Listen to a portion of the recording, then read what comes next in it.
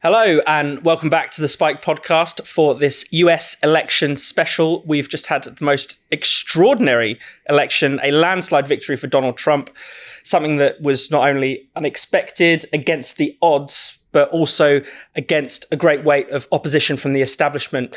For this, I'm delighted to be joined as ever by Spike's editor, Tom Slater. Hello. And with us down the line, live from California, Spike columnist Joel Kotkin. Hi, Joel. Hi. Tom, this was a really, really thumping victory. It wasn't like in 2016, Trump won the popular vote. He didn't just eke out an electoral college win. No one is in any doubt that this is Trump's country now. I mean, it's historic, it's seismic. All of the cliches and the superlatives don't really quite do it justice. Because of the fact that, as you say, we have been here before. There was the populist revolt of 2016. But at the same time, there was always that attempt to try to, on the one hand, just kind of dismiss it. This was a fluke that was produced by an undemocratic electoral college. He didn't win the popular vote. That cannot be said of this result, given how emphatic it was. He hasn't just triumphed in the electoral college. He's also won the popular vote. He's also taken the Senate. He seems odds on to take over the House of Representatives. At the time of recording, he's still projected to win in all 7 of the key battleground states. And so that excuse, that bit of cope, doesn't work anymore.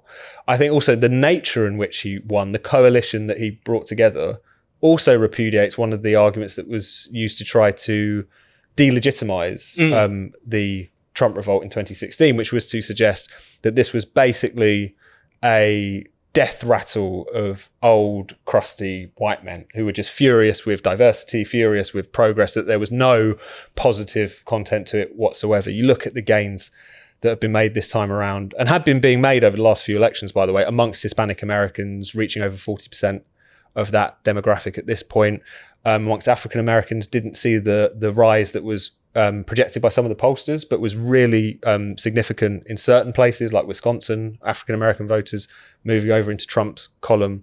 And I think all of that points to the fact that this wasn't a kind of squeal of white ethnic rage on the part of the electorate. I think the populist revolt, whether you talk about America or anywhere else that we talk about, is predominantly a kind of class-based revolt, and one that is anti-establishment, and rebelling not just against the economic policies and neglect of the technocratic class, but also increasingly their cultural domination and their the way in which they've kind of gone off the rails on many of these cultural war issues, as well as things like illegal immigration. So it's the significance of not only this victory being so emphatic this time around, but also the fact that you have in America now being led by a politician who's been put there by a populist coalition. You really can't understate the significance of that. And whilst I think as individuals we might have misgivings about Trump the man, as many of his voters do, as well as skepticism about Trumpism and whether it can deliver for those voters,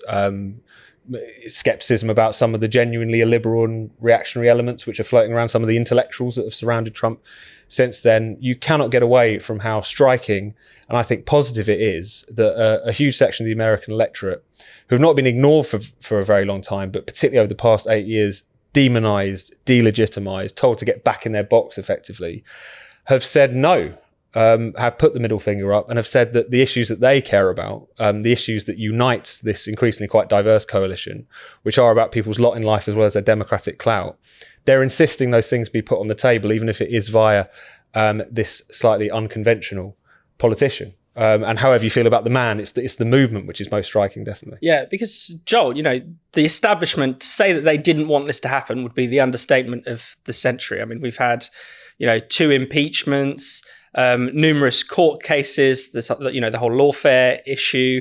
Trump has been demonized as a fascist, a Nazi, whatever insult you can think. There were 2 assassination attempts. We don't know by what the reasons for that necessarily are yet, but again, that's something extraordinary to have overcome. And yet the voters have said no. We don't agree with this campaign against democracy.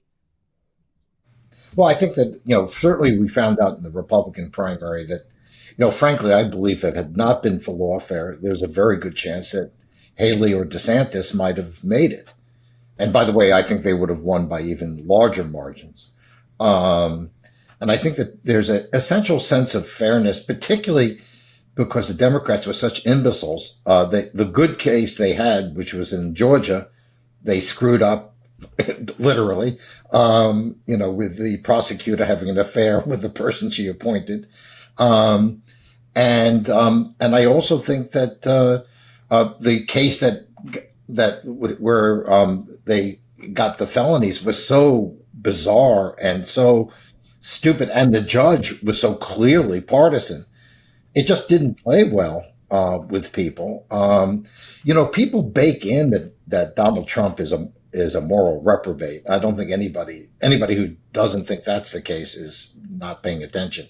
But they look around and they say, well, what's so much better about the Democrats? If I'm going to vote on those issues, maybe I'll be reluctant to vote for Trump. But I think people felt that he had been victimized and how do you make Donald Trump a sympathetic character? It really takes genius. But they did. They made you felt sorry for him. At some point, it was so insane.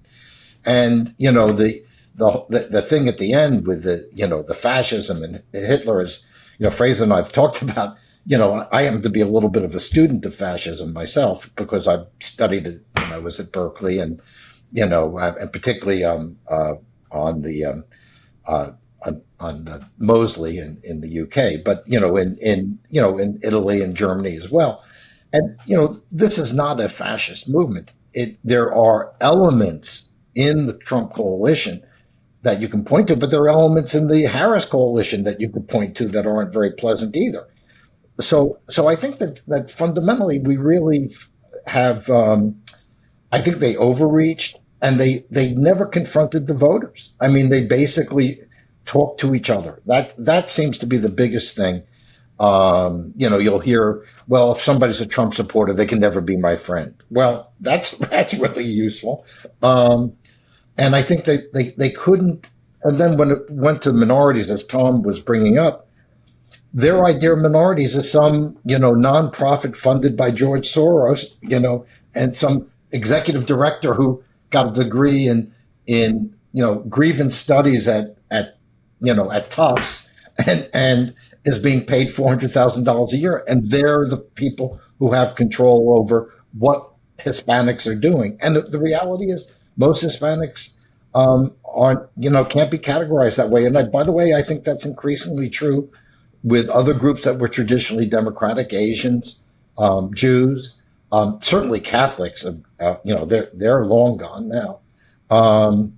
And so, I just think that the Democrats never confronted the country they live in. I mean, that's all you could say. They just live on another planet. It's like those science fiction movies with, people living up in the clouds. That's where they are. And that's all they talk to. They are in many ways more akin to the people who owned slaves in the South than they are to the people who oppose them. I mean, they're basically, this is a very, very tight elite. They go to the same schools. They have the same ideas, and they credential their way to success. And increasingly, many of those people, their credentials themselves are rather suspect. But the fact that they have really no connection with the rest of the country. They see, the plumber driving to the house with in his truck with a Trump sticker as, some sort of member of the SA. I mean, that's sort of the way they look at the world, and they have no concept of how the vast majority of Americans, even middle class Americans, live. And the consequence of that, Tom, as we've seen over the Biden administration, is some quite loopy and insane policies. I mean, it's not just that they ran a bad campaign, that they overreached against Trump or talked down to the voters, but they have governed by putting woke on steroids, for instance. No, absolutely. I mean, it's one of the bizarre kind of quirks of the recent period that Joe Biden, who at the last election was very much presented quite successfully as a reassuringly old school, not just alarmingly old kind of character. The fact that you even had kind of anti-woke voices suggesting if you want to strike a blow to wokeness, you should vote for Joe Biden. Day one, he was signing executive orders on racial equity, i.e. woke racial discrimination and gender ideology. And that has certainly contributed to this. I mean, it's not to say that it's the only issue, but it's certainly a issue. The fact that it seemed like the Trump campaign, if you read the reporting, we're staggered how effective that ad with that slogan they put out, Kamala Harris is for they, them, Donald Trump is for you. That seemed to be something which really cut through with people. And I think in a sense gets to grips with one of the enduring debates about populism, which is presented as very much a kind of binary discussion. Is this about the economy or is this about culture? Yeah. You know, is this about the fact that you've got working class voters who have been neglected by a liberal left, generally speaking, which has become increasingly oligarchical and detached from their interests? Or is this about cultural war issues as well as issues of immigration and so on? It's quite clearly both, and it always has been. I mean, I think you see that reflected in Trump's support base, which has always been, its core, the non-college educated, which on the one hand maps on to a degree to working class voters, blue collar voters, but also just people who, you know, regardless if they're a small business person who's actually done quite well in life, hasn't gone through the kind of university process in which people get inculcated into those kind of elite cultural values. And so I think this has been a stunning reminder of that this populist revolt we're seeing is in almost equal parts a working class assertion of its interests via these candidates, a demand that their concerns about whether it's trade or immigration or the economy broadly, inflation being so key in this particular election, it's demanding to be taken, for those issues to be taken seriously and to be part of the discussion. And on the flip side, it's also a kind of a pushing back against this woke cultural revolution, which has been waged over many decades, but was sent into complete overdrive over the course of the past few years, ironically under a supposedly more old school Biden administration. So I think it's a reminder that the populism thing, the phenomenon, cannot just be so easily boiled down to all these things. One thing that connects it, though, is that it is, as I say, in many respects, a kind of class based movement, but also one that really hits back against an establishment that isn't only neglecting their economic interests, but it's also become so detached from them culturally that you've got politicians like Kamala Harris saying absolutely insane things and not even realizing that most people would hear those things as being categorically insane. Yeah, you know, I don't know why this first thing that comes to mind, but, you know, transgender surgeries for illegal immigrants in jail as a sort of policy proposal. I don't understand. Where is your sense of priority? I know I'm a transphobic bigot and a monster, but going online without using a VPN is a bit like leaving your house unlocked. Of course, your neighbours probably aren't criminals. Most delivery drivers are pretty sound. But are you sure you want to risk it when there's a slightly dodgy looking bloke walking down the street? Now, if you want to not take that risk, I would recommend using ExpressVPN. Now, you might be thinking that something like a VPN isn't really all that high on your list of priorities. You only go online to pay the bills, check Facebook, or do a bit of occasional shopping. So what could the risk be? Well, maybe you didn't know that every time you plug into an unencrypted network, say the Wi-Fi at a hotel, an airport, or even your local cafe, you're leaving yourself exposed to hackers. And no matter who you are and what you do, your data is valuable. They will target you. Hackers can make up to £1,000 per person by selling your information on the dark web. That's why you should protect yourself with ExpressVPN, the very best VPN in the business. ExpressVPN works on all your devices, laptops, phones, tablets, and more. It's been rated the best online protection tool by top tech reviewers like CNET and The Verge. Personally, I never go online without ExpressVPN. My privacy and my identity are just too important for me to risk getting hacked. I wouldn't open my laptop without it, just as I wouldn't start my car without putting a seatbelt on. So, secure your online data today by visiting expressvpn.com/spiked. That's expressvpn.com/spiked. And you can get an extra 3 months for free. That's expressvpn.com/spiked. We talked a lot about Trump's flaws, but the candidate the Democrats landed on with Harris, I mean, those are flaws that the rest of us could see from space. And yet it seems as if, I don't know whether they persuaded themselves, were they lying to themselves? A lot of the media and stuff were telling us how brilliant she is and how, you know, what a wonderful, she's run this flawless campaign. She's a great communicator. I mean, I don't think I've ever understood a sentence she's ever said. Well, I thought your best description was that they came from the Pyongyang School of Journalism. It's first of all, okay, I'm sitting here in Southern California. I've lived in California for 50 years. I've more than 50 years. And, I have watched California politics, and Kamala Harris is a confection. She was, it's almost like they went into a laboratory and they said, well, we'll have this, and we'll have a little bit of that. And then, maybe, for Willie Brown's sake, a little bit of sex appeal of some sort. But, you run a candidate who, you got to remember, this is somebody who's never run against she ran once against a serious Republican. And her attorney general race. After that, it's nothing. And also she's the product of this establishment. I mean, the Atlantic has always been a little bit elitist from my point of view, but they sometimes did good stuff. In this campaign, they became, part of the Democratic National Committee. And you have Lorraine Jobs, whose best friend is Kamala Harris, and she owns it. And you sit there and you say, can you possibly expect that these people look into reality as it actually exists? I mean, if you live, if you're familiar with Silicon Valley, if you live above 280 in one of those really wealthy communities, Los Altos Hills, places like that, you don't even live remotely close to reality. I mean, even in my little Orange County middle-class community, I can walk into a overwhelmingly working-class neighborhood in about 5 minutes. These people live on a different planet, and they live in a world of private jets. They live in a world of extraordinary vacations. They are a privileged class, very much like the old Second Estate in France.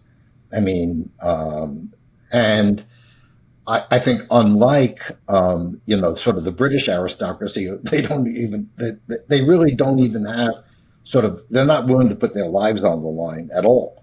And also that they are fundamentally not great believers in the United States. I mean, it may be hard for Europeans to understand. Most Americans are pretty nationalistic. And we think that this country is an amazing experiment.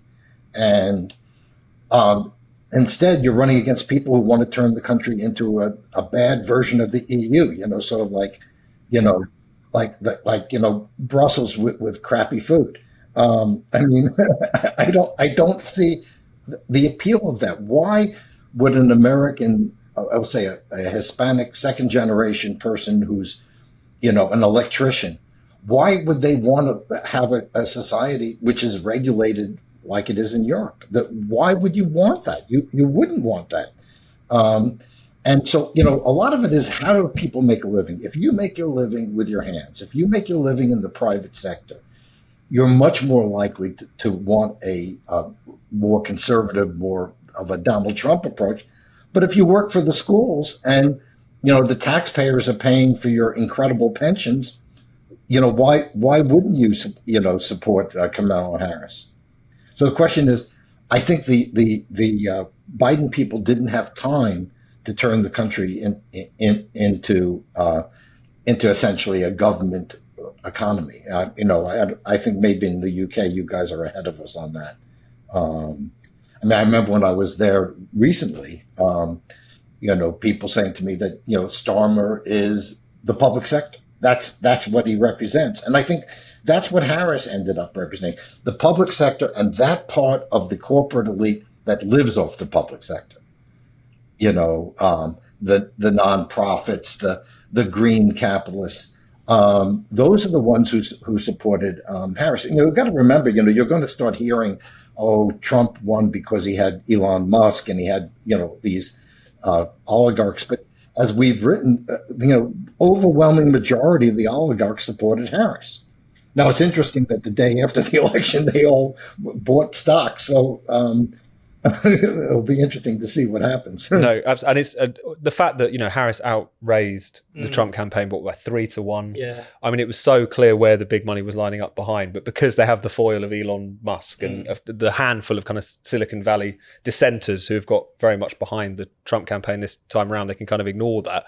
But I suppose the thing about the Democratic establishment was, it was, despite the fact it had become oligarchical in the way you you're describing, the way you've written about, Joel, there was always this kind of phony claim to moral authority, which is that we are the party that speaks on behalf of minorities and so on. You know, they'd already kind of quietly junked the fact that they were supposedly the party of the working class, but they just embrace this kind of identitarian script, which is why I think that this revolt against identity politics that you see most pronounced in the Hispanic vote, but present in other sections of the electorate as well, is so incredibly striking and encouraging.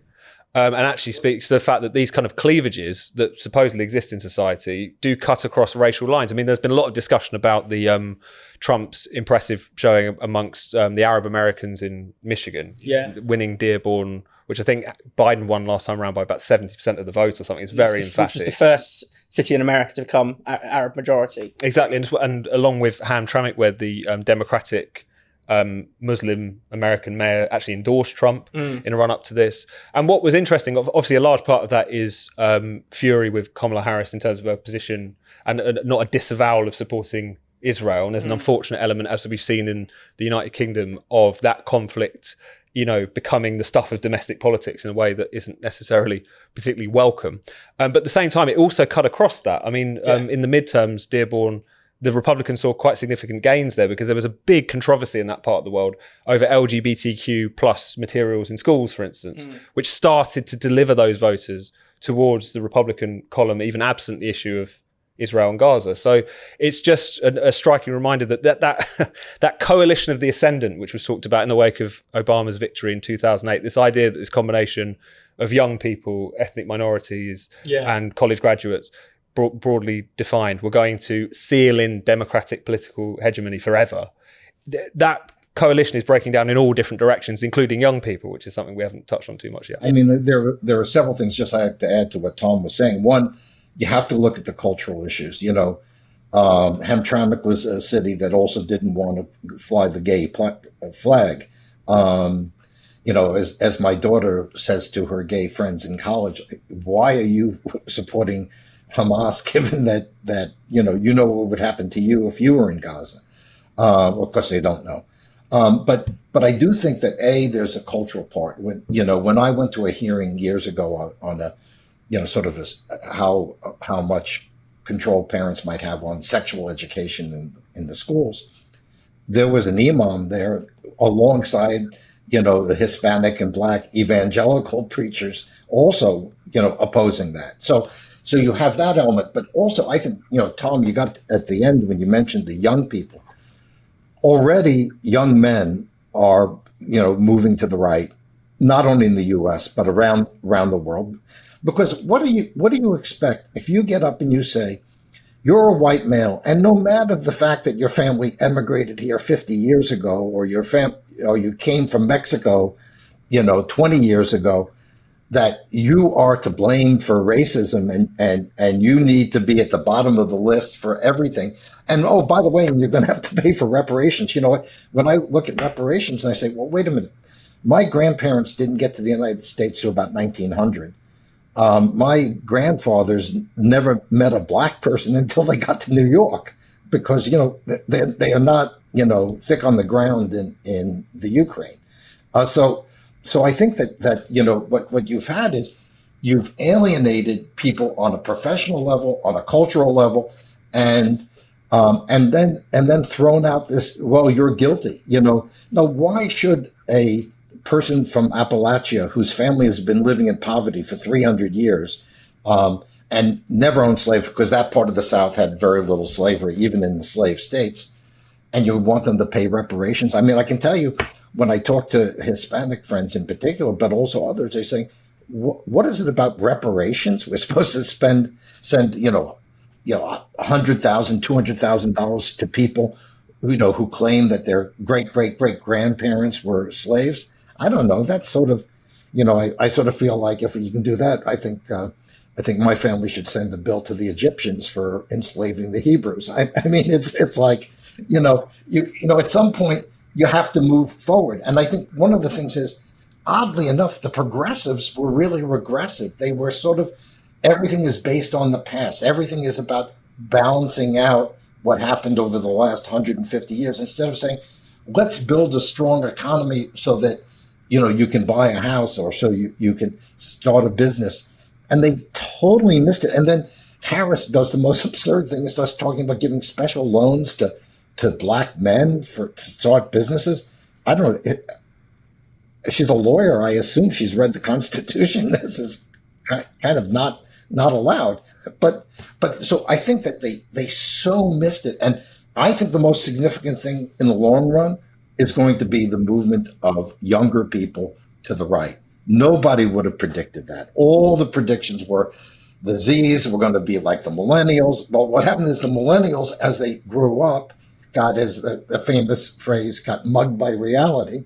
Or maybe the first time they saw that half their income went to taxes. And so what you're seeing is a pushback among young people. One really good little anecdote. I taught a class on the history of the future at Chapman, and and we had a discussion about race. And several of the kids said to me, when they were in high school, they were told all white people were racist. And the two people who objected the most were kids who were one was, I think, half Puerto Rican and half British, and the other one was like, half white American and half Korean. I mean, it was like, and they said, my dad's not a racist. And so the kids came back and they said they resented it. They said they felt for the first time they could actually say, I don't like the idea that in school I was told that anybody who happens to be white is a racist and will always be a racist and will have to pay for their racism forever. So I think there was a groundswell up there, but people weren't really expressing it. And what I would imagine many of those young people will never admit it, but they voted for Trump. Mm. And Tom, finally, what do you think happens now? Do you think there'll be any reflection on the losing side's part? I mean, or is it just going to be more hysteria, more accusations of fascism? Where do you think it might go? It's very hard to detect because in the kind of immediate aftermath, there was a kind of striking lack of some of the quite the same level of hysterical knee-jerk reaction that we saw last time around. Maybe there is this quiet realization that the absurd demonization, the throwing around the fascism slur, that if nothing else, it didn't work. And also, maybe the spell has been broken to a certain extent amongst some people. You're seeing some of the smarter people in the Democratic Party, some of the more, sort of class-conscious elements that still exist just about on the fringes of capital D democratic politics, starting to talk about some of these issues. But at the same time, there's still plenty of people saying this is America just showing us who it really is, that they need to come to terms with what a dark period this is which was Kamala Harris's phrase in her speech the other night. So it's certainly going to be it seems like a somewhat of a mixed bag. And the question now is there going to be as much of a kind of strident attempt as we saw last time to completely kind of repudiate and delegitimize this vote, or whether or not there will be more of that reflection? I guess the difficulty is that even to the extent there is some capacity for reflection, it's often very limited. You certainly see it in the discussions on the left. They only really want to talk about the narrow economic issues rather than reflecting upon some of the more cultural issues, the question about immigration, which was obviously fundamental to this election in terms of just out of control illegal migration, which people, regardless of how they feel about legal migration, is something that concerns and impacts upon the lives of working class people increasingly across the country, not just in border states. So I guess it'd be interesting to see if there is some reflection on the left of centre or the left more broadly, which is more substantive than last time. But I think it's worth saying that for a lot of these people, this in a sense is the confirmation of their own fever dream that these are people who've had a very low view of their fellow citizens for a very long time, who've had a very distorted view about what Trumpism, for all its flaws, represents. They have taken it down this hysterical, very dark misrepresentation of what's going on with these voters. I think some of them will probably retreat into the comfort of that analysis. But right this moment, it doesn't feel like the hysteria is quite the same pitch that it was in the wake of 2016, but maybe they're just, putting themselves back together before engaging in that. Can I inject a couple of notes of hope here? Because I think Tom's right. I think that I've been surprised at the reaction. Look, the pearl clutchers are going to clutch pearls. That's what they're going to do, or wet their beds or whatever they do. But I do think that there is a consciousness among some Democrats that I've watched and some that I've talked to that something has to change. You take a look in here in the state of California, which is now essentially, the Avignon to Trump's Rome. Basically what you have is we just voted overwhelmingly to reverse the lenient sentencing policies, rejected rent control. There are the radical DAs in Alameda County, which is East Bay of the Bay Area, and in Los Angeles, both taken out by large margins. The crazy radical mayor of Oakland was recalled. So there is a stirring, because this is all happening among Democrats. And there are some figures that I think can lead the party back. And the question is whether or not they'll get a chance to do it. Obviously Fetterman is one. Josh Shapiro is another. Part of the problem the Democrats have is under Schumer, they've behaved like a Stalinist party. Sinema basically got, kicked out. Manchin basically got kicked out. So the question is there a potential Bill Clinton somewhere in the weeds who can turn things around? I feel very strongly about it because, I was involved with the think tank of the Democratic Leadership Council, and there was an attempt. Not everything that we did was right, and I think there are things that you would do differently. But there was this idea that we can't keep doing this. We're going to lose, another Dukakis, another McGovern, and you're going to be in serious trouble. The question really are these progressive elites so embedded now that you can't move it?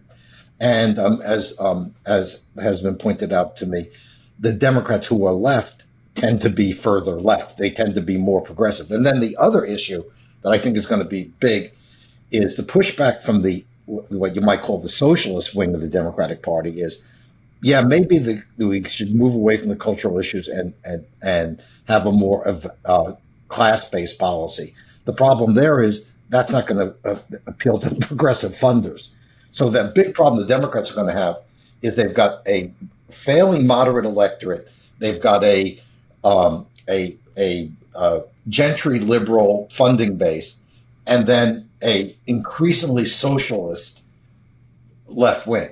And how they reconcile those is going to be, fairly entertaining, I guess. And I suppose another note of optimism is that regardless of, I suppose, what this says about the fate of the Trump administration going forward, what this says about the fate of the Democratic Party and whether it can put itself back together again, the fact that these issues, these fundamental questions of people's lot in life, their political clout, their democratic clout, the fact that has been put on the table over the course of the past 8 years, the fact that there has been the wherewithal to push back against the demonization and the delegitimization, again, not just of Trump, but of the people who dared to take a chance on him and lob that grenade into the political system.